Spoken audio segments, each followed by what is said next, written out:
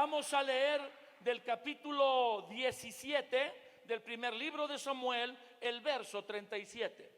Y dice el verso 37 del capítulo 17 del primer libro de Samuel: entonces añadió David diciéndole a Saúl, había probado andar con la armadura de Saúl y no había podido. Saúl, en el intento de cuidar a este chavito, este adolescente que dice que puede enfrentar al gigante, le trata de poner su armadura. Y David intenta caminar con la armadura, si tú lees la porción bíblica, pero no puede. Dice, no puedo porque nunca lo practiqué. Y es que tú no necesitas vestirte de alguien más para realizar lo que Dios te llamó a hacer. Tú necesitas ser quien Dios ha diseñado que tú seas y creer que aunque no te das cuenta, Él te ha estado preparando para enfrentar lo que viene a tu vida. Él no pudo caminar con la armadura de Saúl. Entonces lo que le dice David a Saúl, le dice, el Señor lo ve preocupado. Saúl está preocupado de que el gigante lo va a hacer pomada en el enfrentamiento. O sea, él admira la valentía de David, pero él puede ver como un guerrero y como un rey que ha estado en varias batallas la desproporción de Goliat hacia David. Entonces David le contesta como para que no esté tan preocupado. El Señor que me ha librado de las garras del león y de las garras del oso, Él también me librará de la mano de este filisteo. Di conmigo, Señor Jesús, vuélveme a hablar una vez más. Diga, la suma de tu palabra es verdad. Que esto que tú tienes para mí se añada a lo que me has hablado. Digan fuerte, dame entendimiento, revelación, iluminación en la verdad. No quiero solo conocer más información de la Biblia, quiero que hables a mi corazón. Y yo te pido, Espíritu Santo, que uses lo que hoy se va a hablar y que toques y traspases la vida de cada uno de los que estamos aquí. Que tú produzcas lo que tú quieres producir para que vayamos de este evento impulsados por tu verdad y por tu poder. Que tú recibas la gloria, Señor Jesús, de lo que vas a hacer para ti y para servirte a ti, en el nombre de Jesús. Amén, amén y amén. Si alguien cree que Dios usa su palabra para hablarnos, denle un fuerte aplauso al Señor. En este capítulo 17 hemos sido sorprendidos por lo menos yo, por la Biblia, de las verdades que hay ahí, de que para poder un día enfrentar algo que creemos que no podemos vencer y que nuestro criterio no estamos preparados para enfrentarlo, tenemos primeramente que no rehuir de la batalla, sino ir a la batalla, como David lo hizo, que cuando el filisteo comenzó a andar, él se dio prisa y corrió la línea de batalla, venciendo el temor. Hay tres verdades bíblicas para vencer el temor. Verdad número uno, entender que aunque no lo sientes o no lo ves, Dios está contigo. Él le dijo a Josué, cuando le dijo 3 veces, mira, esfuérzate y sé valiente, sé muy valiente y te mando que seas valiente. Lo último que le dice en el verso 9, y dice, y el Señor estará contigo, yo estaré contigo en donde quiera que vayas. Eso lo dice Dios, lo sientas o no lo sientas. Él está contigo a donde quiera que vayas, si le has entregado y le has rendido tu vida a Él. Dale un fuerte aplauso al Señor. Dice el canto, aunque no lo veas, Él está ahí. Y eso es verdad.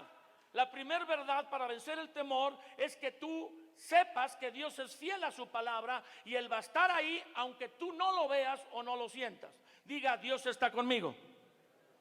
La segunda verdad es que hay que enfrentar el temor. Ningún temor se vence, el que tú quieras, hasta la claustrofobia, el temor a que no haya luz, que es una contradicción que un cristiano tenga temor a la oscuridad. No señale a nadie, pero diga así en voz alta, a alguien le están profetizando, dígalo. Que aquí hay personas que no pueden dormir con todas las luces apagadas porque no sé, se les va a trepar el muerto, no sé qué. Y son muy inteligentes, ya son cristianos y dejan la luz del pasillo prendida y o de un closet o de donde sea, y quieren la gente apagar el baño y dicen, no la apagues porque si me levanto en la noche me tropiezo. Lo que pasa es que no quieres que esté oscuro. Pero cualquier temor a los lugares pequeños, encerrados, a la oscuridad, a la falta de luz, a cualquier temor se vence enfrentándolo. Y lo vas a enfrentar sabiendo que Dios está a tu lado. Y tercer verdad para vencer el temor es crecer en entender cómo te ama Dios. En Efesios, el apóstol Pablo le dice a una de las iglesias más maduras de todas las que fundó, la de los Efesios, a donde le dice que la lucha que tenemos no es contra carne y sangre, a donde les dice que hay que ser llenos del Espíritu Santo, a donde les dice que Jesús repartió los dones y a uno los hizo apóstoles, profetas, evangelistas, pastores y maestros. A ellos les dice, a los Efesios, por esta causa doblo mis rodillas, para que sean capaces de comprender junto con todos los santos cuáles son todas las dimensiones del amor de Dios: la altura, la longitud, la anchura y la profundidad. 4 dimensiones que nos llevará toda la vida cristiana. Aunque Dios te dé una larga vida de más de 100 años, te llevará toda la vida conocer más el amor de Dios. Mientras más conoces el amor de Dios, más seguro te sientes en las manos de Dios. A pesar de la adversidad o de las situaciones difíciles que se puedan presentar, tú sabes que Él te ama y tiene todo en el control de sus manos. Le puedes dar un aplauso a Dios. Y al crecer o madurar en el amor, al crecer o tener un entendimiento más profundo de cómo te ama Dios, no dije que no sabes que Dios te ama, sino crecer en ese entendimiento, más seguro te vuelves, y ese perfecto amor echa fuera el temor. Tendrás que enfrentarlo y correr a la línea de batalla. Tendrás que aprender a mantenerte haciendo pequeñas victorias todo el tiempo, como David, que oraba y que peleaba contra el oso y contra el león, y que soportaba tal vez el ataque, la burla, el menosprecio de sus hermanos, y aún así él no se quejaba con Dios y no decía ¿por qué a mí?, sino se refugiaba y se vertía su alma con Dios y se restauraba, se descargaba y amaba a Dios en lo secreto. Entonces ese entrenamiento que David tenía, sin él entender lo que era un entrenamiento, al buscar a Dios de mañana, al pelear contra el león y contra el oso, al estar obedeciendo a su padre, pastoreando las ovejas lejos de casa, lo estaba entrenando para cuando se enfrentara a Goliat. Y el día de ayer vimos que se mantuvo obedeciendo. ¿Se mantuvo qué? Y que realmente fue la obediencia que él tenía a una orden pequeña o sencilla que su padre le dio, lo que lo metió a su destino. Hoy cerraremos lo que aprendemos de esta verdad: preparado y sin saberlo. Ya estás preparado, solo que no lo sabes. Dale un fuerte aplauso a Dios. David destaca en la pelea contra Goliat porque él habla lo que Dios ha puesto en su corazón contra el gigante. Jesús le dijo de otra manera la misma verdad en las parábolas en el Nuevo Testamento. Jesús dijo que si tú le hablas con fe a un árbol que se mueva, a un sicómoro, con tu fe y no dudas en tu corazón, el árbol se trasladaría, así dice literalmente en las palabras del Evangelio, de un lugar a otro. Muchas veces el árbol representa el problema. Diga el problema. Dígalo más fuerte. Dice la Biblia que le hables al problema que se mueva. No dice que hables del problema. No me entendiste. Estás ya con la digestión o con el hambre para comer. La mayoría de nosotros habla de su problema, de su árbol, que le estorba, que le impide avanzar, que está en un lugar que no debe estar. Pero Jesús dijo: háblale al árbol y no dudes en tu corazón, y lo que hables te será hecho, y si es necesario se traslada de un lado a otro porque lo que hablas, lo hablas con fe y obviamente lo hablas porque Dios te dijo que lo hicieras, lo haces en la voluntad de Dios. No se trata de hablar por hablar. Y David hace esto en el versículo 46, versículo 46 del capítulo 17 del primer libro de Samuel. David dice en la batalla contra el gigante: el Señor te entregará hoy en mi mano, yo te venceré. Ahora escuchen aquí: te cortaré la cabeza. ¿Qué le dijo? Pero David no tiene espada. Digan todos: no tiene espada. De hecho, si la armadura de Saúl tuviera una espada, la hizo a un lado. Y él, como sabemos en la Biblia, solo tuvo la honda y unas piedras lisas del arroyo, que muy probablemente tomó de un arroyo que cruza ese valle. Yo estuve en Israel hace 6 años en un viaje de estudio bíblico, y el guía se paró, el camión se hizo hacia una orilla, el acotamiento, justo en el valle donde la historia dice que se realizó esta batalla. Por eso te puedo decir que la loma o el pequeño cerro que está de un lado era donde estaban los filisteos, y la otra loma o un pequeño cerrito del otro lado donde estaba el pueblo de Israel. Y el valle que hay de un lado a otro no es más que tal vez 2 campos de fútbol. Realmente no es tan amplio, y por un ladito pasa un río. Y el guía que nos llevaba a esa ocasión explicando los lugares se detuvo en el río, hizo que todos nos bajáramos un poquito ahí al río que está por un ladito de ese valle, y dijo el guía: seguramente de aquí tomó David las piedras lisas. Y él se agachó y agarró del agua unas piedras que como comunes, que podemos encontrar también aquí, que por el paso del agua sobre ellas están alisadas. Y de ahí agarró David las piedras y su honda, y no enfrentó con espada al gigante. De hecho, la Biblia dice que venció al gigante sin espada en su mano, pero le está diciendo: te cortaré la cabeza. ¿Qué le está diciendo? Ya David está viendo que el que tiene espada es Goliat, y que le va a quitar la espada para cortarle la cabeza. Eso es ver la victoria antes de que suceda. ¿Le puedes dar gloria a Dios? Te cortaré la cabeza. El Señor te entregará hoy en mi mano, yo te venceré, te cortaré la cabeza, y daré hoy los cuerpos de los filisteos a las aves del cielo y a las bestias de la tierra. Y toda la tierra sabrá que yo soy campeón de tiro de honda, y que llevo 5 años llevándome la medalla de oro. No dijo eso. Y toda la tierra sabrá que soy pero buenísimo tirando la piedra con la honda. No, dijo: toda la tierra sabrá que hay un Dios en Israel que puede guiar la piedra de cualquiera que se atreva a enfrentar lo que los demás rehuyen enfrentar. Vamos, exalta a Dios, por favor, vamos.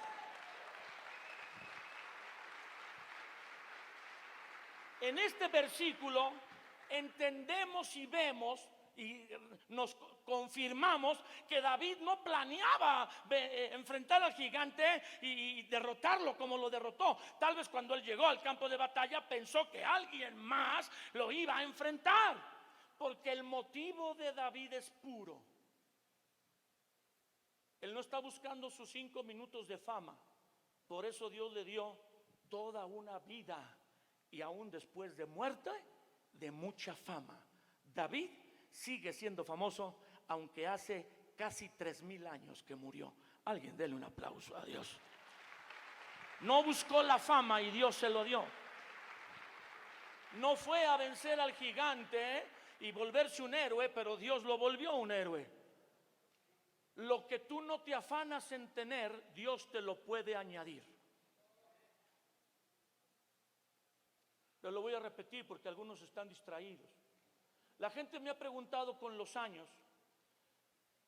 Jaycee me decía algo así ayer, que por qué me invitan a mí a tantos congresos y a ellos no. Porque yo conozco predicadores mejores que yo, pero no los invitan. ¿Será su personalidad? ¿Será que comen mucho, que cobran mucho? Como yo no cobro, pues gloria a Dios. Dios me guarde que cuando cobremos, ¿va? Aunque yo sé que pues muchos sí cobran, y el problema no es de los que cobran, sino de los que les pagan lo que cobran. Pero no voy a meterme en ese lado, pues. Algunos amigos me dicen: ¿y por qué te invitan y te vuelven a invitar? Y yo de veras he estado en congregaciones 15 años seguidos, y yo hasta ya me siento incómodo, porque van a creer que yo como que extorsiono al pastor para estar ahí, ¿va? Y un día el pastor le dije yo: mira, ya no te sientas comprometido, porque era la 16ª ocasión que me iba a invitar al mismo congreso de hombres, en uno muy grande, 1500 hombres. No me invites, le dije, yo no me siento. Y me dice: Felipe, es que te queremos mucho. Pues sí, pero ya me has invitado mucho, ya me acabé todos mis mensajes, ya no sé de qué predicar. Y no me invitó. ¿No le reclamó la gente? La gente vino y le dijo: ¿está enojado con el pastor Felipe? No. ¿Y por qué no lo invitó? Y dice que el congreso se puso bien chido. Y al final los pastores de su red dijeron: pues estuvo bueno, pero faltó Felipe. Y yo no me afano. Me invitan porque no es mi prioridad que me inviten. Y cuando tú no te afanas en algo para Dios, o sea, que tú, si sucede bien, y si no, tú sigues amando a Dios y lo sigues sirviendo con gozo, probablemente Dios te añada lo que no te afanas en tener, porque tu motivo es puro. ¿Alguien aquí está escuchando lo que Dios le está hablando? Tú puedes anhelar que Dios te levante, tú puedes anhelar que Dios te use, pero tú no eres nadie para decirle pues esto y aquello, y que me inviten aquí y acá, o que yo quiero hacer esto y grabar mi CD y hacerme famoso. Dice Kimi Richards que ella, cuando grabó el canto Jesucristo Basta, nunca pensó en que se fuera a hacer viral.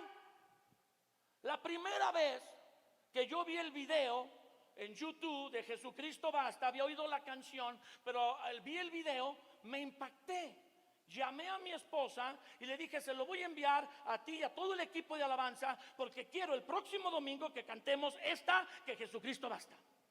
Y nunca, hay una entrevista reciente, esa es ya de este año creo, que le hacen a Kimi Richards, y ella dice: jamás pensé que esto fuera a suceder con esta canción. 220 reproducciones, 220 millones de reproducciones en YouTube, porque este es el principio divino.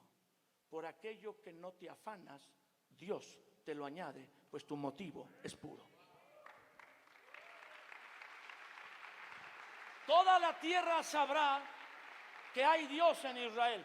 No toda la tierra sabrá que David es un héroe. Toda la tierra sabrá que David es muy bueno con la onda. Toda la tierra sabrá que David venció el temor, aún estando Saúl y todos los generales del ejército de Dios. Sabrá toda esta congregación, dice el verso 47, que Dios no salva con espada y con lanza, porque de Dios es la batalla. Dios nos los entregará en nuestras manos. Dale un aplauso a Dios. ¡Qué palabras! ¡Qué palabras! Aprendemos que lo que hablamos es importante para triunfar o ser derrotados. Cuando tú enfrentes algo que no esperabas enfrentar, que tú quieres pensar que no estás preparado, pero ya te he explicado, tengo 3 sesiones con esta, explicándote que Dios te está preparando aunque tú no te das cuenta. Es crucial lo que vas a hablar. Por eso debemos cambiar nuestra manera de hablar desde ahora, y no para solamente las batallas. Debemos hablar distinto. Si Dios no ha limpiado tu boca, algo está medio mal, medio torcido en tu vida. Gracias por tu entusiasmo. Yo sé que la palabra, como es el masculino de la vaca y el buey con H, es una palabra, es un modismo mexicano que está registrado en el diccionario de la Real Academia Española, el RAE. Y ya si tú vas al diccionario de la Real Academia Española y buscas la palabra H-U-E-Y, está. Y de ahí te puedes agarrar para hablar Eso y otras cosas. Yo te recomiendo que digas mejor bro. Está chido. En vez de usar tu modismo, di bro. Me acuerdo de unas chicas, díganme, ¿cómo estás, bro? Bien, bro. Una chica le dice a su mamá, le están platicando y le dice a su mamá, oye, bro. Y la mamá típica mexicana dice, yo no soy ningún bro, yo soy tu madre. Dice, está bueno, bro. Está chida. Pero tienes que limpiar tu manera de hablar. Y no solo hablo de una majadería o una palabra sin sentido. Hablo de que muchas veces hablamos temor, hablamos condenación, hablamos derrota antes de ir a la batalla. Pero David, antes de lanzar la piedra, habló fe, habló victoria, habló la promesa de que Dios lo entregaría en sus manos. Por favor, cuando vayas a pelear ante algo que no tenías pensado que ibas a enfrentar, cuida lo que hablas, confiesa victoria y no derrota, pues la palabra de Dios debe estar de continuo en tu boca. Ahora te doy una verdad para que seas libre. Diga, quiero ser libre, Felipe. No hables en Reina Valera. Dios no habla en Reina Valera. ¿Cómo estáis vosotros ahí? ¿No temáis? O temáis, perdón. Dios no habló en español. Él habló, en todo caso, los idiomas originales en los que está escrita la Biblia es en hebreo, arameo y griego koine. Koine. Algunos le dicen kune, otros dicen koine, que es el griego popular que hablaba el pueblo en tiempos de Jesús. El imperio griego, con Alejandro el Grande, Alejandro el Magno, había dominado la tierra antes del imperio romano, de manera que el imperio griego dio un mismo lenguaje a las naciones de los tres continentes, de Europa, Asia Menor y el norte de África, y hablaban lo mismo, era el inglés de aquel tiempo. Y los romanos pusieron los caminos para conectar todas las ciudades y todo el mundo antiguo. Había un lenguaje y había un medio de desplazamiento. Por eso se pudieron conquistar o unificar en un imperio tantas naciones. Es importante lo que hablas. Dios habló en estos idiomas, pero ni siquiera Dios habla hebreo o griego, porque no vamos aquí a tener una discusión cuál es el idioma del cielo. Dios habla ideas. ¿Qué habla? Vamos. Y si tú te metieras a estudiar en espiga, lo entenderías. Muchas personas creen que hay que citar la Biblia en cierta versión. Yo siento que la Biblia, es mi parecer, la Reina Valera 1960 es la Biblia más apegada a los originales, y siento que de cierta manera cuando la citas o la cito yo, como que está más santificada. Aleluya. Pero no es verdad.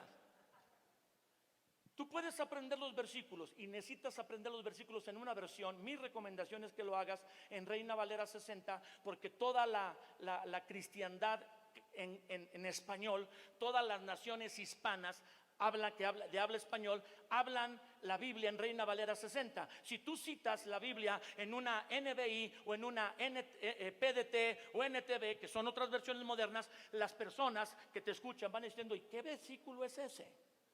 No van a entender que estás hablando de un versículo que también ellos conocen, pero si lo citas en Reina Valera 60, ellos van a decir, ¡ah, sí! Ahora, apréndete la Biblia en Reina Valera 60 y luego en otra versión que tú quieras. Yo te recomiendo NTV, pero lo que tienes que aprenderte es la idea. Los versículos y los capítulos de la Biblia fueron añadidos por unos traductores, no están en el original. Nos ayudan, porque ¿sabes lo que sería ubicar un pasaje de la Biblia o un versículo de cierta frase sin la categorización de capítulos y versículos? Sería casi imposible. Nos ayuda, es un aliviane. Gracias a Dios por los que le pusieron capítulos y versículos a la Biblia, pero no está en el original. El original es una narración continua de ideas. Entonces, lo importante después de que tú has leído varias veces, por lo menos en mi recomendación, 5, 6 no, porque es el número de la bestia, y 3 tampoco, porque es media bestia, pero unas 7 veces, tú puedes leer la Biblia completa en un año, o la Biblia completa más despacio cada 2 años. Si tú la lees 4, 5, 7 veces, entonces tú tienes una idea general ya de toda la Biblia, y vas a poder saltarte los capítulos y leer de corrido un libro. Y vas a captar las ideas. ¿Vas a qué? Y va a haber ideas que están expresadas en la palabra en cierto libro que abarcan varios capítulos. Empiezan en un capítulo y terminan 10 capítulos después. La idea corre todo ese tiempo hasta que termine. Y tú te das cuenta que ya cuando tienes varias veces habiéndola leído y tienes deseos de aprender de Dios, donde termina la idea y comienza otra. Cuando tú usas la Biblia entendiendo la idea, entendiéndola, y tú le hablas a un demonio, aunque no lo cites el versículo en Reina Valera, el demonio obedece.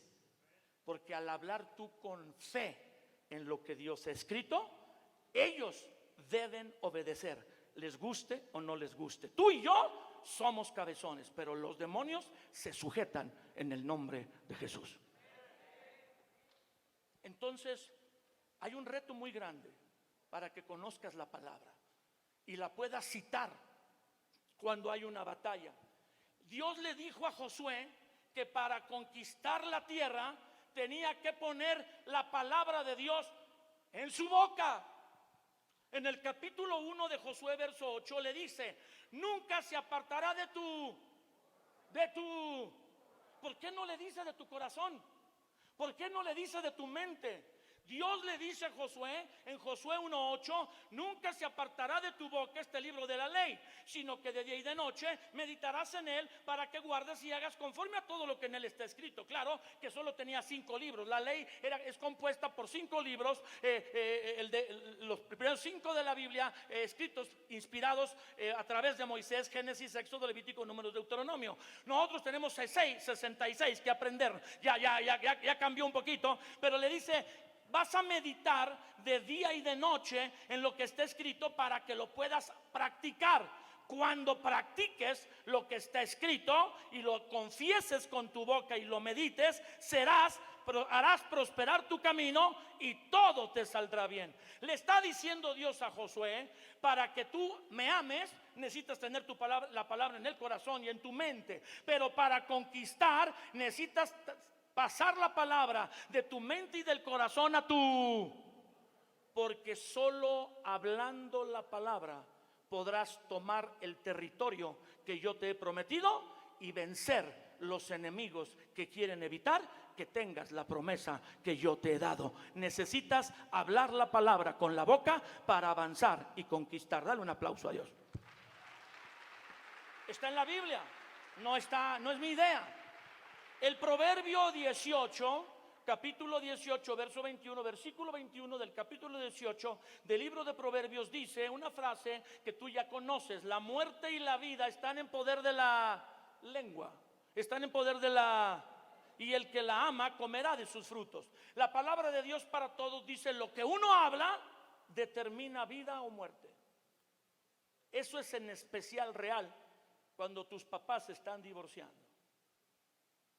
Cuando parece que tu papá o tu mamá perdieron el trabajo, o tú mismo, y no encuentran un trabajo por lo menos que les dé lo que ganaban en el antiguo trabajo. Tú necesitas hablar vida y no muerte. No te das cuenta, pero en tu tristeza, cuando tú y yo nos ponemos tristes y las circunstancias son adversas y sentimos que lo que estamos haciendo en Dios no da resultado, a veces somos engañados para hablar mal. Y eso es lo que el diablo quiere. El diablo no puede detener lo que Dios ha decidido darte.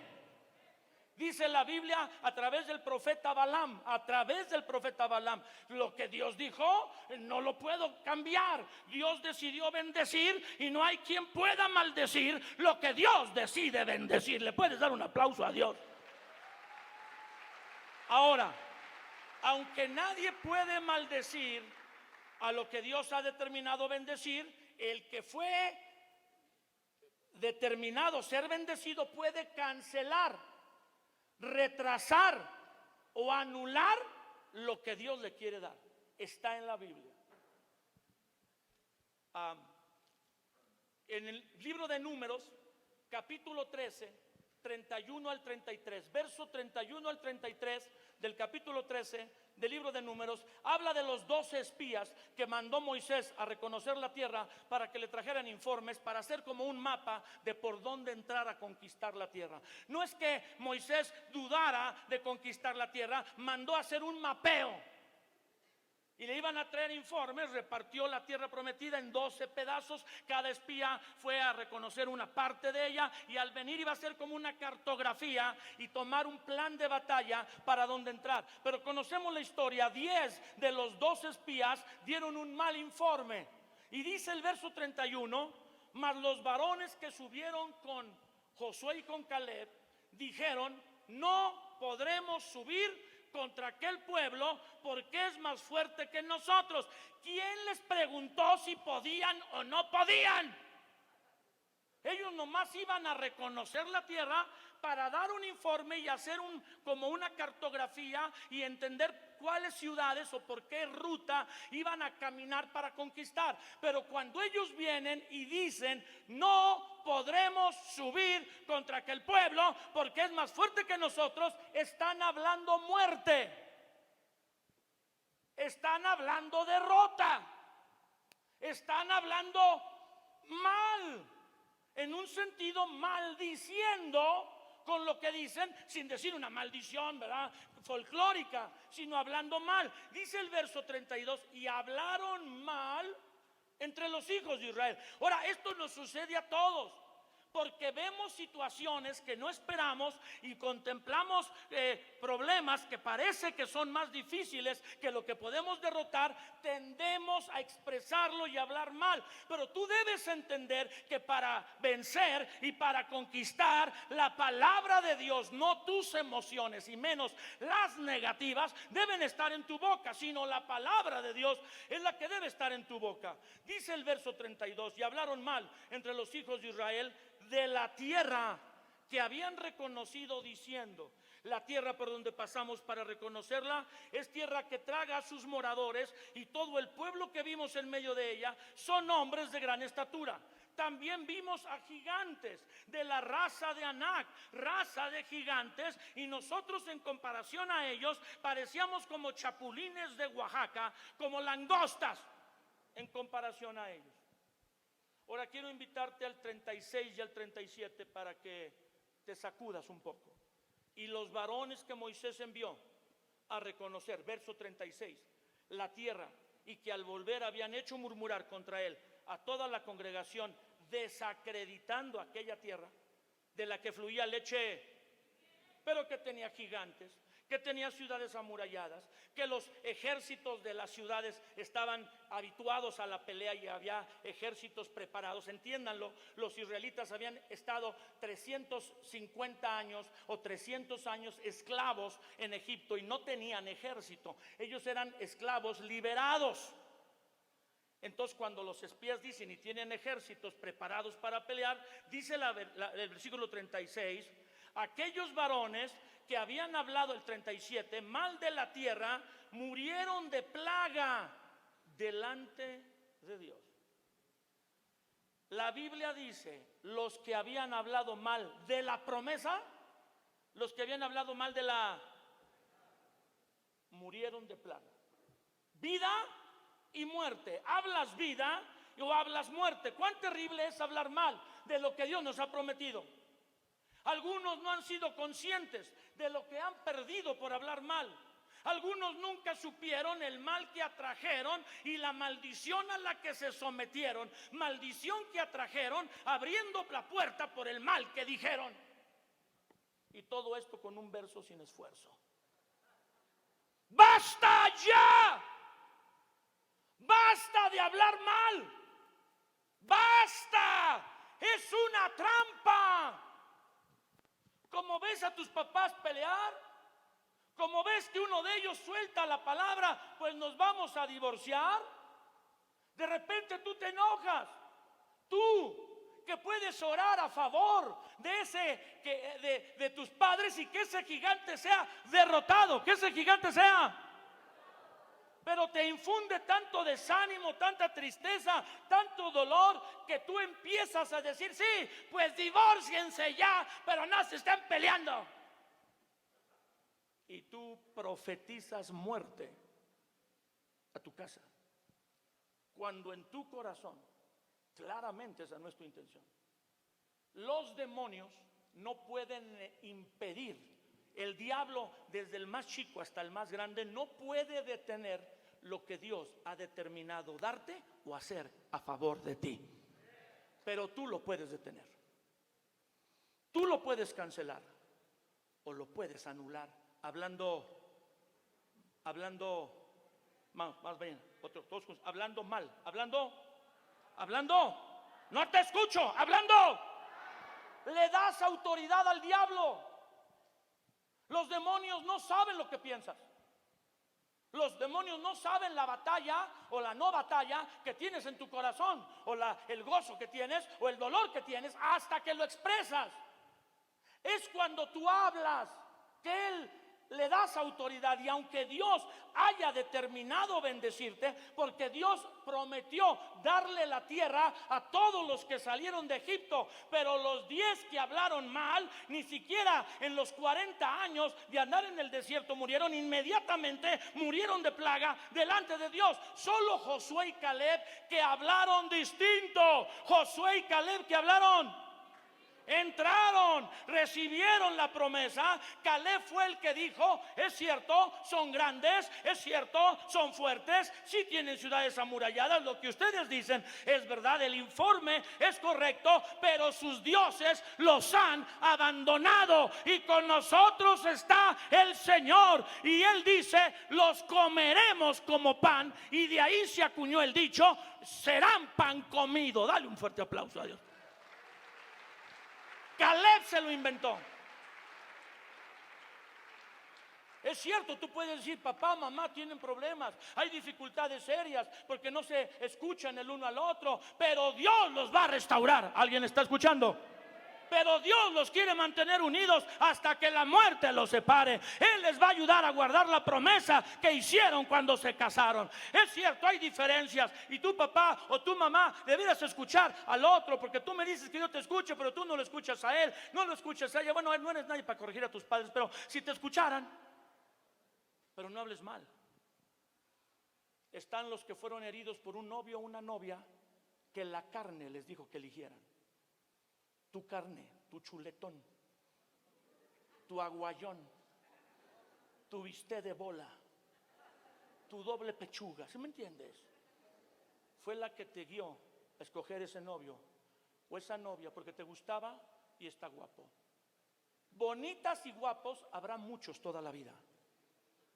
Tú debes buscar que Dios te ayude a escoger.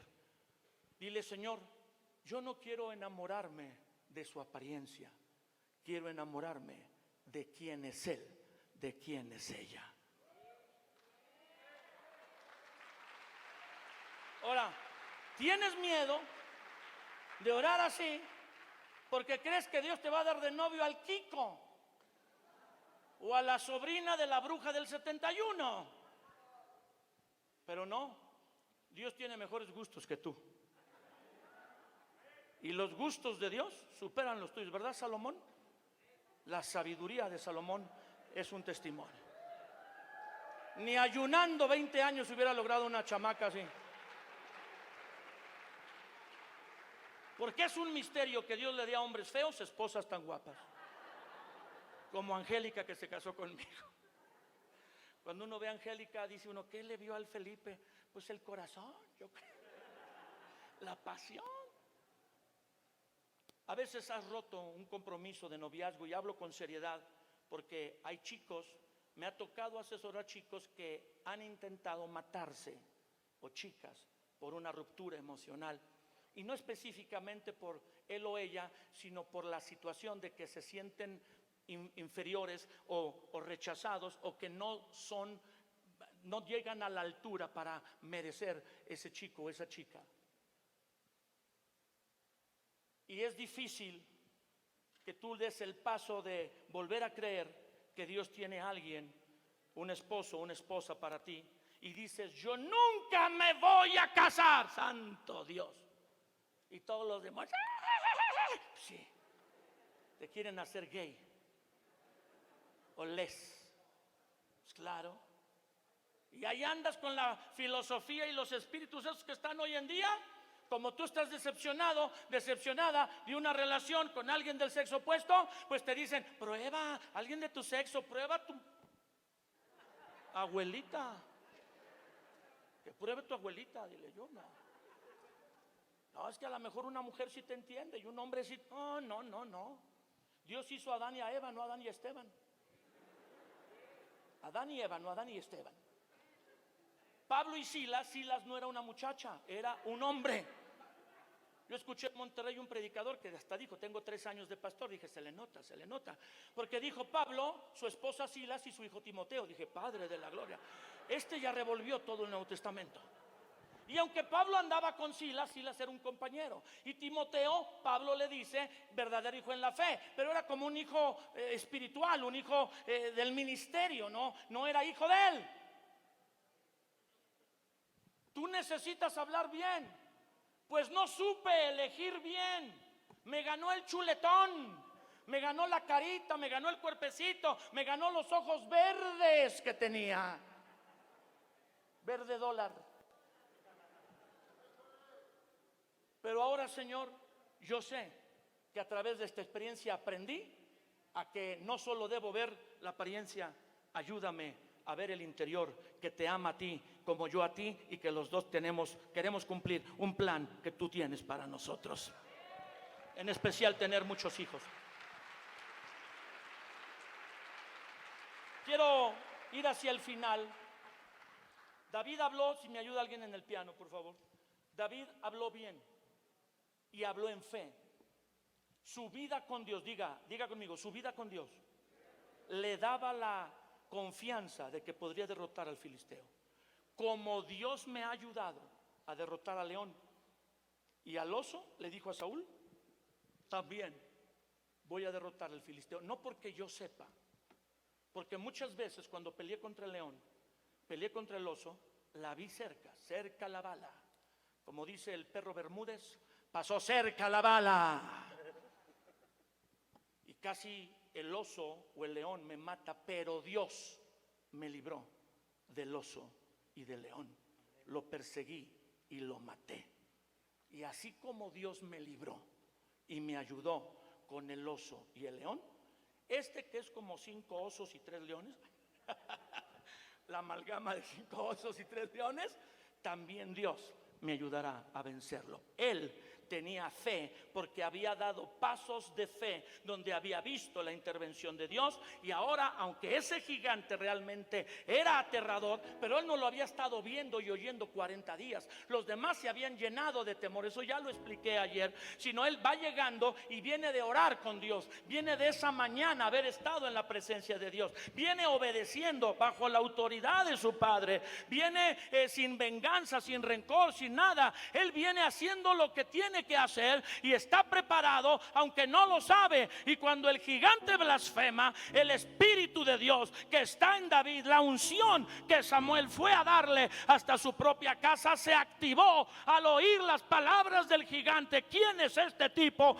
que no tiene pacto con Dios, a quien Dios no respalda, que hable osadamente, tan vulgarmente de nuestro Dios? No. Si no hay nadie que defienda el honor de nuestro Dios, yo lo voy a defender. Tú no vas a hablar así. Hoy te voy a derrotar, voy a cortarte la cabeza. Los cuerpos tuyos y los de los filisteos van a ser dadas a las aves del cielo, a las bestias del campo, y todo mi pueblo, mi congre, sabrá que Dios es Dios entre nosotros y que no necesita una espada. Cuando Él pelea la batalla, es suficiente para que haya victoria.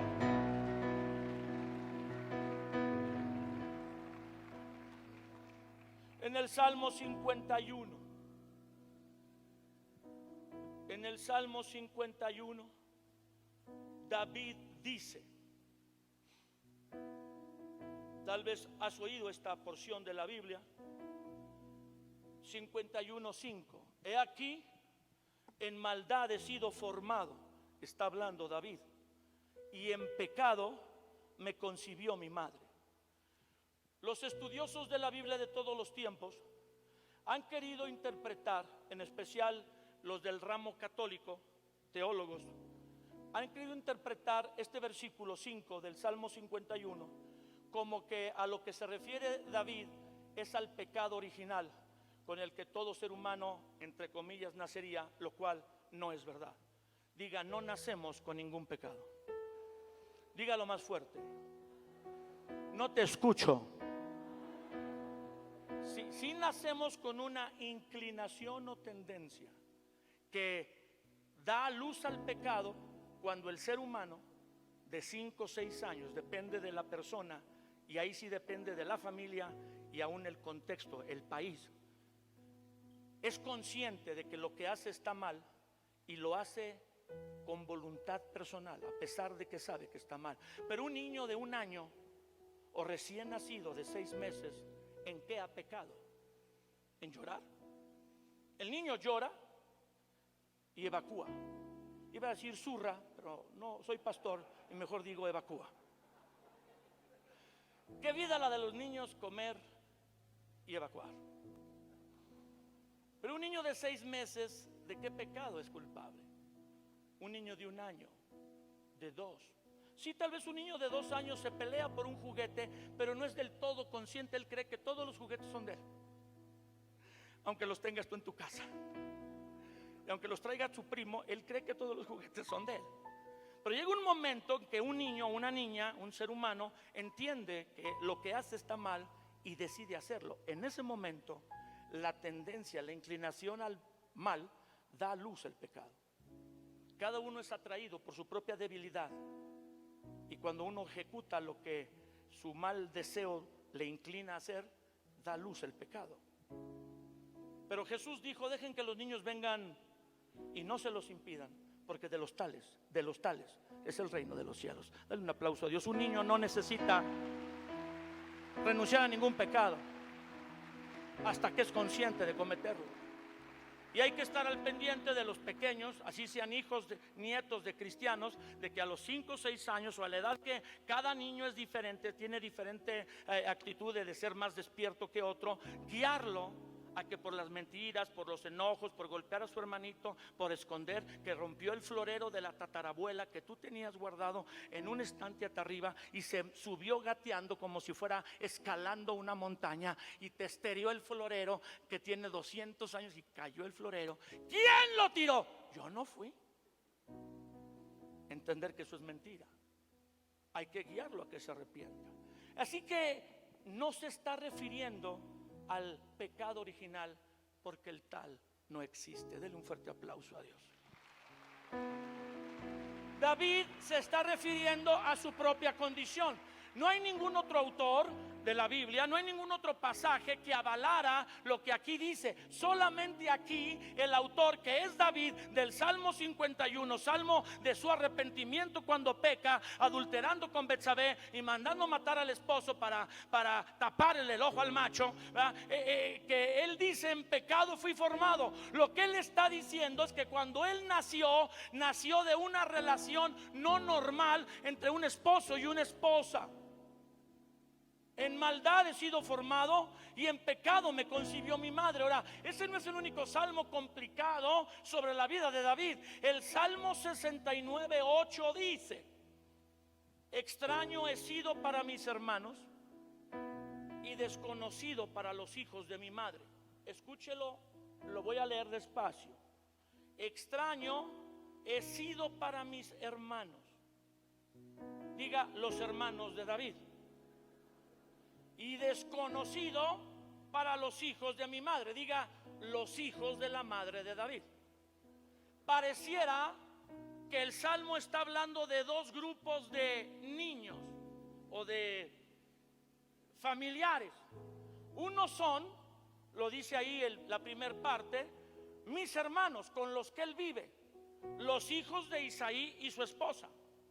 Y otros son los hijos de la madre biológica de David, que no es la esposa de Isaí, porque tal vez Isaí tuvo una aventura, una relación extramarital con alguna otra mujer de la cual nació David. 1, 2, 3.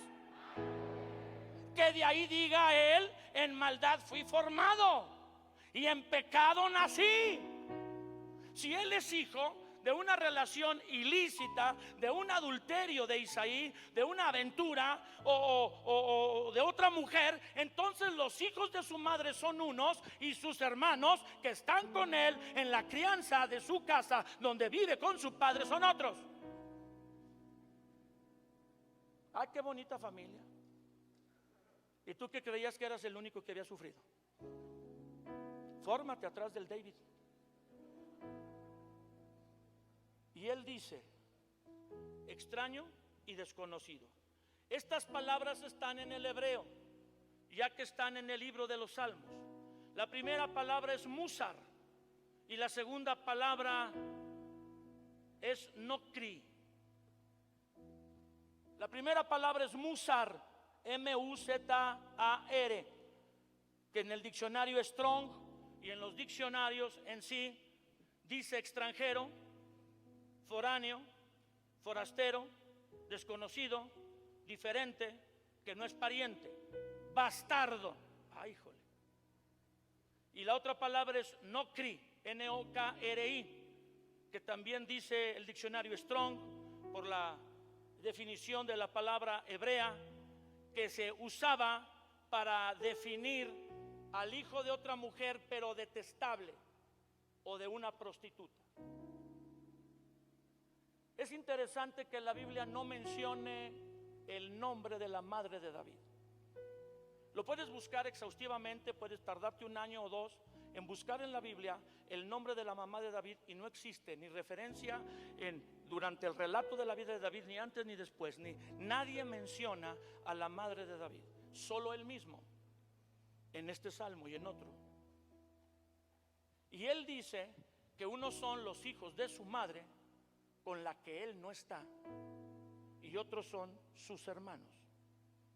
Y se entiende entonces que aunque Isaí, el padre de David, hubiese tenido una aventura, una situación mal por relacionarse con otra mujer, aún otra prostituta, él tomó al hijo que tuvo fuera del matrimonio llamado David y lo trajo para ser criado en su casa, para que él de alguna manera, entre comillas, pudiera reparar el daño que hizo.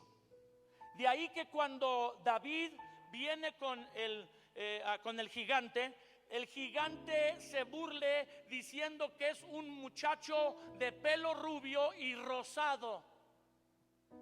Era coloradito o blanquito. Todos los judíos son color bronce, aceituna, todos.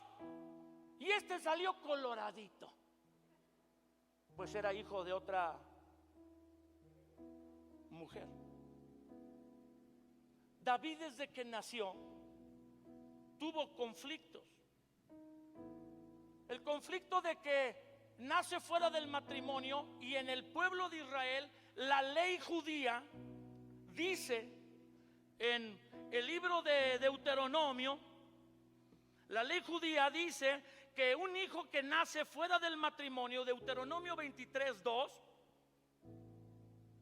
un hijo bastardo que no es del papá y la mamá que están casados, no puede entrar al tabernáculo de reunión a adorar. Leo Deuteronomio 23:2. No entrará bastardo en la congregación de Dios, ni hasta la 10ª generación no entrará en la congregación de Dios.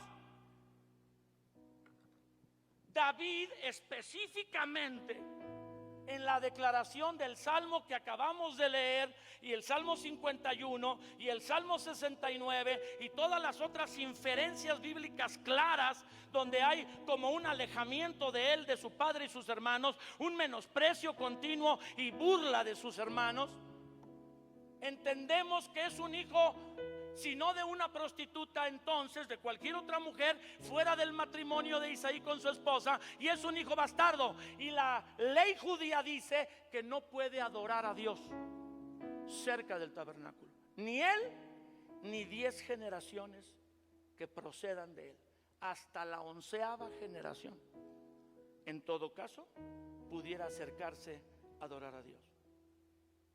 Sin embargo, la Biblia dice, y voy a concluir, que Dios escoge a David y no a ninguno de sus hermanos. Alguien dele un aplauso al Señor.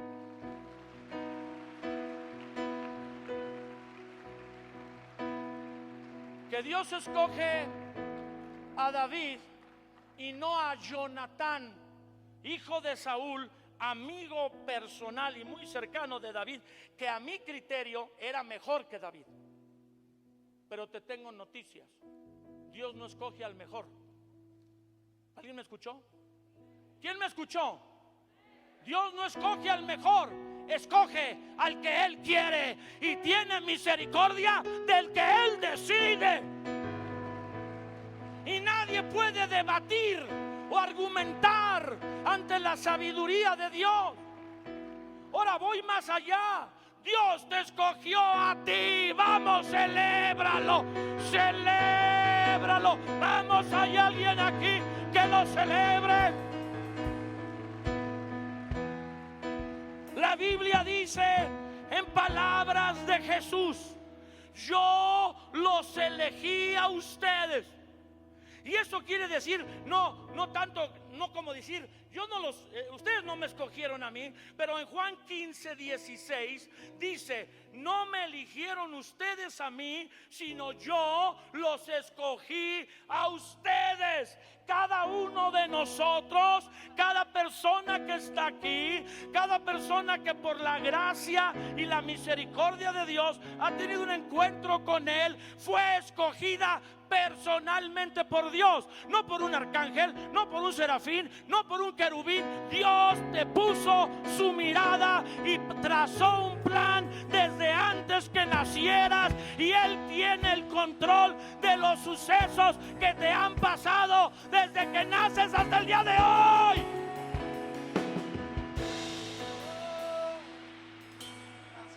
Él te escogió y te atrajo con cuerdas de amor, con actos de amor, a los que nosotros llamamos coincidencia o casualidad, que no es, solo es una diosidencia. Diga, no hay coincidencia, solo diosidencia.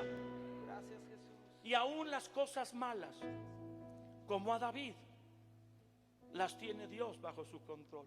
No quiere decir que Dios las provocó, pero Dios, sabiendo que la maldad del hombre le lleva a cometer ciertas acciones, sobre eso hace un plan. ¿Están listos para lo que van a escuchar? Quiero que se compongan en su lugar, se paren, o sea, se acomoden. Los que están sentados, pongan toda su atención en lo que voy a decir. Fájate, si algo te está calando, quítatelo. Escucha, Javier, quisiera yo pedirte si en el futuro tú puedes desarrollar un mensaje sobre esto que voy a comentar. Un día Dios llamó a un hombre llamado Jonás, profeta, para que fuera a una de las ciudades más perversas de su tiempo y que había esclavizado a los judíos por breves años, o los había conquistado, para declarar que Dios la iba a destruir, que la maldad de Nínive era tal que Dios había decidido destruirla. Pero Jonás, siendo un profeta cercano a Dios, sabe que si él profetiza la destrucción de Nínive y por alguna rara razón Nínive se arrepintiera, él ya no sabría, no tendría la certeza si Dios lo destruiría. Pero Jonás sabe que si Nínive sigue haciendo lo que está, será destruida. Dios le revela a Jonás que la maldad de Nínive ha llegado para delante de Dios a un límite donde decide acabar con la ciudad, como en su tiempo con Sodoma y Gomorra. Entonces Jonás se embarca en un bote, en un barco en dirección opuesta a Nínive. Se va a Tarso. Es como si yo le dijera: vete a México y agarras para Guadalajara. Totalmente diferente. Y en el barco viene una tormenta que azota el barco, y el capitán, un tipo muy íntegro, en vez de enojarse y eso, pues avienta parte de la carga al mar para aligerar el barco, y que ninguno de los pasajeros, que son más valiosas las vidas que las cosas, bueno, a veces la gente vive como si fueran más valiosas las cosas que la vida, pero guarda la vida de los pasajeros. Y Jonás está en el fondo del bote, en una hamaca, durmiendo. Y la tormenta no amaina, sino se intensifica, y todos empiezan a pedirle a Dios, a sus dioses, por que les ayude. Entonces bajan donde está Jonás y lo ven ahí durmiendo, y le dicen: ¡ay, levántate aunque sea a orar a tu Dios! Tú eres judío, para que nos libre de esta tormenta, porque el barco se va a hundir si la tormenta sigue así. Y el Jonás dice: yo ya sé por qué está así el mar y por qué hay tormenta. Y le llega el chisme al capitán, y el capitán dice: a ver, ¿cómo que tú sabes si así? Esto está sucediendo porque yo estoy en el barco. Ni que fueras tan importante. Sí, sí era. Y entonces el capitán da la orden de tirar todo para salvar a una Jonás que ni siquiera quiere orar para que la tormenta amaine. Porque hay veces que los hombres de Dios ni siquiera quieren orar. Pero viendo que la tormenta se incrementa, le dice Jonás al capitán: aviéntame por la borda, ¿y cuánto apuestas a que se calma la tormenta? Y no me vas a poder pagar porque me voy a ahogar. No, pues ¿cómo? Fíjate, el capitán, que no es judío. No. Hay que buscar una manera para salvar la vida hasta de ti, profeta flojo. Pero viendo que la tormenta no cede, agarran a Jonás, lo avientan al mar, y la tormenta se calma. Porque cuando Dios se enoja, todas las circunstancias a tu alrededor soplan para ahogarte. Gracias por tu entusiasmo. Y los que estén cerca de ti se hunden junto contigo, maní. Los hundes. Ahora, aquí es uno de lo importante, Javi. Cuando Jonás cae al agua, un pez, Dios había preparado un pez. ¿Dónde dice ballena? Ballena, tu abuelita. Con cariño, ballenita del Señor. No dice que era una ballena, pero era un pez lo suficientemente grande para tragárselo y que estuviera vivo un tiempo antes de ser digerido. Y la Biblia dice que el pez se lo traga y las algas se le enredan. Así dice la escritura en el libro de Jonás, capítulo 2, 3. Las algas se le enredan, y hasta entonces el Jonás ora. Ay, lo que Dios tiene que hacer para que alguien ore, no manches. Por fin el tipo aquel ora. Ahora, los estudiosos han debatido por todos los tiempos qué tipo de pez era, y han concluido que solo pueden ser dos peces, que no son carnívoros sino herbívoros, pero que se tragó a Jonás, y Jonás podía estar vivo. De hecho, hay documentales, y lo puedes buscar en el Google. Ahorita no, de personas que han salido vivas del vientre de un pez. Ese pez va y vomita a Jonás enfrente de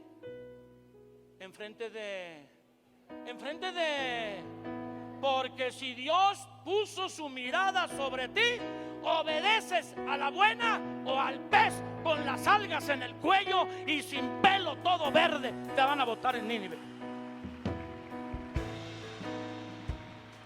En el vientre del pez, la Biblia dice que había algas, ahí lo dice, pero los jugos gástricos del pez destiñen la piel de Jonás y lo tiñen de verde. Los historiadores dicen que cuando el pez vomita a Jonás en la costa frente a la ciudad de Nínive, que es una ciudad amurallada, había personas que ven a un hombre medio blanco y medio verde, por los jugos gástricos del pez, salir del pez. Lo que ustedes no saben es que Nínive estaba dedicada al dios Dagón, que es la mitad pez y la mitad hombre. Y cuando las personas que están en la costa ven el extraño acontecimiento de un pez de ese tamaño acercarse a la orilla y vomitar a un ser humano, y lo ven que sale vivo, de verde y con algas enredadas, sin pelo, como desteñido, porque no era una persona normal ni vestida normal, entienden que es el dios Dagón que sale del vientre del pez. Y cuando Jonás dice, bueno, sí les profetizo pues. Y empieza a decir, de aquí a 3 días, si no se arrepienten, Dios los destruirá. De aquí a 3 días. Claro que la unción estaba fuerte, pero no sé si tú entiendas que Dios hizo todo. Preparó al pez, le quitó, como medio lo curtió. Pelón salió, por eso le calaba el sol. El pelo había quedado ahí. Y en la ciudad de Nínive, donde de los pies hay una aleta hasta la cintura y luego la forma de un ser humano, entienden que ese es un mensajero del dios Dagón que está enojado con ellos. Y el rey de Nínive cree en el anuncio, se arrepiente y proclama ayuno en toda la ciudad por 3 días para ellos, los hombres, mujeres, niños y animales. Todos ayunan, todos se arrepienten. El rey se postra y pide perdón, y Dios escucha el arrepentimiento de Nínive y les perdona la vida.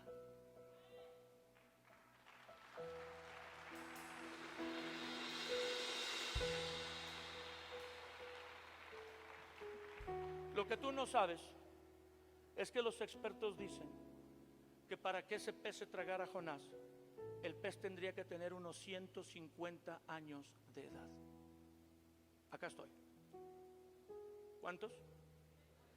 Vamos a quitarle la exageración, que es prima de la mentira de muchos predicadores, pastores y estudiosos bíblicos. Que tuviera 100 años. El pez nació antes que Jonás. Dios, sabiendo que Jonás iba a huir de su voluntad, Dios, sabiendo que Jonás iba a ser lanzado al mar para conservar la vida de los que iban en el barco que lo transportaba, preparó un pez antes de que naciera Jonás para lidiar con el error, con la desobediencia de Jonás. Que tú no sabes que Dios sabe todo de tu vida, y aún sabe cuando tú te vas a alejar o te quieres apartar, o cuando tu vida con Dios disminuyó, y Él ha preparado las circunstancias y las condiciones que te van a tragar para hacerte volver a caminar en su voluntad. Alguien dele gloria a Dios.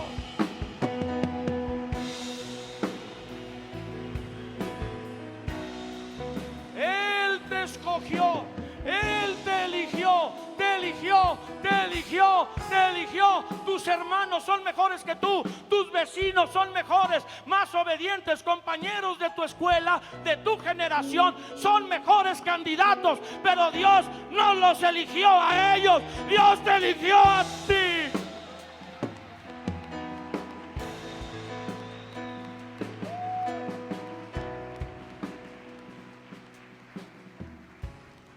No es del que corre, ni del que se esfuerza. Y todos los cristianos citan mal el versículo, sino del que Dios tiene. Lee la Biblia. Dice, no es del que corre, ni del que se esfuerza, sino de Dios, que tiene misericordia. Y Él ha tenido misericordia de cada uno.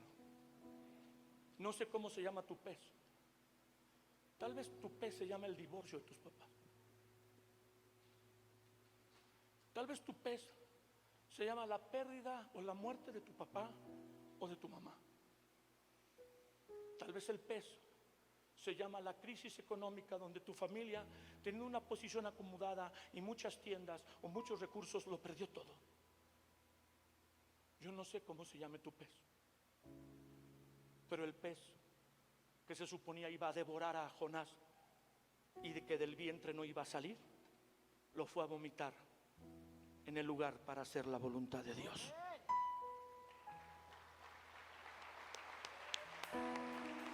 Sácanos del pez, Señor. Sácanos del pez. Él se te adelantó. Él se te adelanta y prepara una condición, una situación para volverte a su voluntad. No tiene que ser agradable. ¿Dónde dice en la Biblia? ¿Dónde firmó Dios que va a ser agradable lo que Él te va cómo va a usar los procesos para ayudarte a alegrar su voluntad? Él más bien dice que vas a aprender por lo que vas a padecer, a obedecer, y que en el mundo vas a tener aflicción, pero si confías en Él en medio de la aflicción, Él hará que toda esa aflicción coopere para el bien de tu vida. Si tú amas a Dios y entiendes que a pesar de todo Él tiene un propósito y Él quiere hacerte bien en su corazón. Y escogió a David, un bastardo, uno que su padre se avergüenza de él, sus hermanos lo rechazan, su mamá, quien quiera que fuera, ya no pudo tenerlo con él. Y no tener el amor de una madre a un niño pequeño es una tragedia espantosa. El padre no puede hacer la función de la madre, pero aunque lo pudiera hacer, no está diseñado para atender al niño desde que nace a los 8 años aproximadamente, que es cuando psicológicamente el niño se desprende de la madre y se empieza a unir al padre o la niña. Y David las vio difíciles, pero vio a su padre Isaí volverse al Señor. Alguien dele un aplauso a Dios. Y déjame decirte que los hombres más grandes que podamos conocer no son los que nunca cayeron, sino los que cuando se caen se pueden levantar y glorificar a Dios más fuertemente de lo que antes lo podían hacer cuando creían que eran invencibles de caer. Un verdadero hombre para admirar no es el que nunca cae, porque no existe tal hombre. Todos los hombres fallan de alguna manera o de otra. Todos los pastores y los más santos tienen sucesos en su vida oscuros, pero lo grande es que se vuelven a levantar. Si 7 veces cae el justo, 7 veces se vuelve a levantar. Lo levantará el Señor. Y si el justo cayere creyendo en Dios, Dios lo sostendrá de su mano. De alguna manera David superó el problema con su papá. Él más bien se refiere a su madre, pero no a su padre. Aunque su padre lo hace estar lejos, cuando su padre le pide una encomienda, como lo vemos en la historia que contamos o que está en la Biblia, él obedece de buena gana. Algo vio en Isaí. Tal vez ese algo fue lo que lo mantuvo buscando a Dios. Tal vez un día Isaí platicó con su hijo David y le dijo: hijo, tú sabes que es un problema tu cercanía en la casa, los ancianos de Belén, el chismorreo del pueblo. He visto cómo tus hermanos te tratan. Lo más sabio y lo mejor es que estés lejos de casa. Ven cuando te mande llamar y tú busca a Dios en la soledad. No sé, pero me atrevo a decir que en algún momento Isaí y David hablaron. Y David aprendió a fortalecerse en Dios en la adversidad. Y cuando el gigante apareció en el horizonte, él, obedeciendo a su padre, aunque él no era digno de nada, no podía ni ser heredero de su padre, no podía acercarse al tabernáculo a adorar. Dios lo escogió para matar al que nadie quería enfrentar. Y ese es Dios. Y eso va de la mano con todo lo que hace Dios en la Biblia. Sorprende haciendo lo que Él hace, escogiendo a quien Él escoge. Los estudiosos han dicho que si pudieran elegir a los apóstoles de Jesús, seguramente un buen grupo de los mejores consejeros y pastores cristianos de este tiempo jamás escogerían a los que Jesús escogió. Pero Jesús escogió a los que escogió, no por lo que eran en el momento en que los escogió, sino por lo que los iba a llegar a convertir cuando aprendieran a caminar con Él y a confiar en Él. Ya acabé, ya acabé, ya acabé, ya acabé.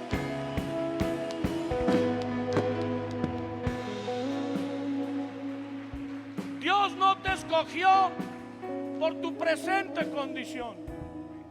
Dios te escogió por lo que Él va a hacer que tú llegues a hacer cuando le rindas tu voluntad y puedas caminar de la mano con Él para matar al gigante Goliat y luego para ser llamado rey de todo Israel. El bastardo David, perdón, disculpen, que no se podía acercar al tabernáculo. Como no podía acercarse al tabernáculo, se trajo el arca a su casa.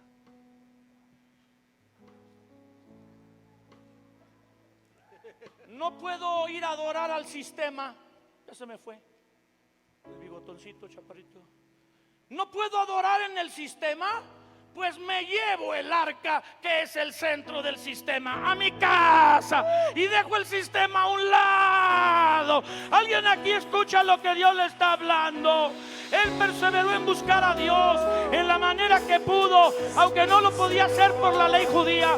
Sacó el arca siendo rey. ¿Quién se le opondría? Siendo un rey que no se vengó de Saúl cuando lo perseguía, siendo un rey que había guiado a los ejércitos de Dios victoria tras victoria. ¿Quién se le opondría a sacar el arca del tabernáculo? Sacó el arca, la llevó a su jardín y adoró a Dios como pocos seres humanos lo han podido adorar, porque él sabía que no era digno, él sabía que no lo merecía, pero Dios lo había levantado.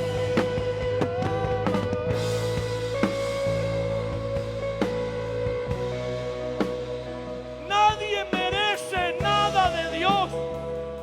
Dios no nos da las cosas porque las merecemos. Al contrario, nos da lo que Él nos quiere dar porque no lo merecemos, para que nos sorprendamos no solo de su misericordia, sino ahora de su gracia y su favor.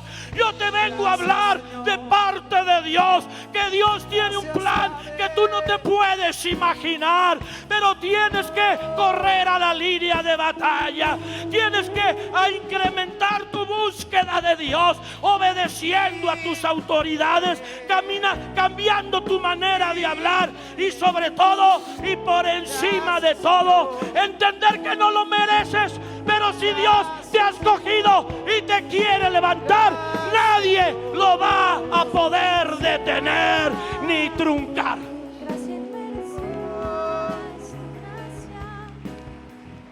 Gracias, Padre.